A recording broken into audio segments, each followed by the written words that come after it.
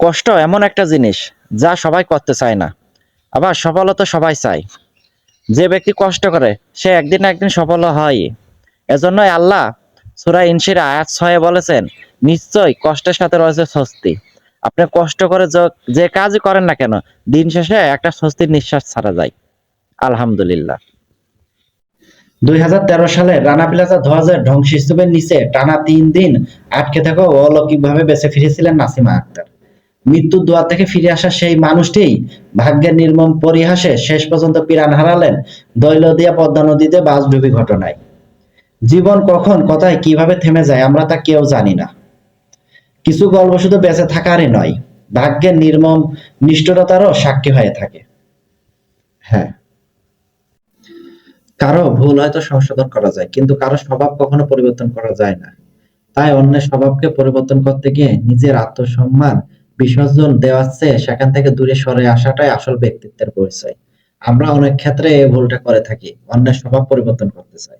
আসলে এটা সব থেকে বড় বোকামো। হয়তো কারোর ভুল হলে সেটা ধরিয়ে দেওয়া যায়, কিন্তু তার স্বভাব যদি পরিবর্তন করতে যান, সেখানে সে আপনাকেই অপমানিত করে, আপনাকেই তাড়িয়ে দিবে। এই জন্য পরের স্বভাব পরিবর্তন করার চেয়ে নিজের স্বভাব পরিবর্তন করা অনেক গুণে উত্তম। আমি কাউকে কেন খারাপ বলবো? কে জানে, সে হয়তো আল্লাহর কাছে আমার থেকে অধিক প্রিয়।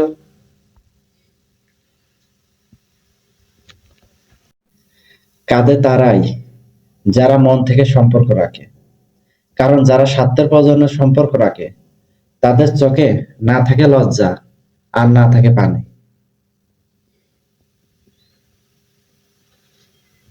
দুনিয়া হলো ইনকামের জায়গা, এটা কিন্তু খরচ করার জায়গা না। আপনি দুনিয়াতে কি ইনকাম করতেছেন আর কি খরচ করতেছেন এর হিসাব কিন্তু আপনাকে পরকালে দিতেই হবে। এজন্য খেয়াল রাখবেন ইনকাম করার সময়ও খরচ করার সময়ও, যে দুনিয়ার ইনকাম কি আপনার পরকালে কাজে দিবে, না দুনিয়ার ইনকাম দুনিয়াতেই শেষ হয়ে যাবে। এজন্য ইনকাম করার সময় অবশ্যই প্রত্যেক মুমিন ব্যক্তিকে খেয়াল রাখা উচিত আখিরাতের ইনকামের জন্য। কেননা দুনিয়াতে আপনি আখিরাতের জন্য যে ইনকামটা করবেন, আখিরাতে ওইটা আপনি সারা জীবন ভর খরচ করতে পারবেন। দুনিয়ার সামান্য ইনকাম, আখিরাতে সারা জীবন, সারা জীবনের পুঁজি আপনার। এজন্য দুনিয়াতে ইনকাম করুন। এখন কি ইনকাম করতেছেন ওইটাই হলো মূলত বিষয়। আপনি ভালো কিছু ইনকাম করতেছেন না খারাপ কিছু ইনকাম করতেছেন।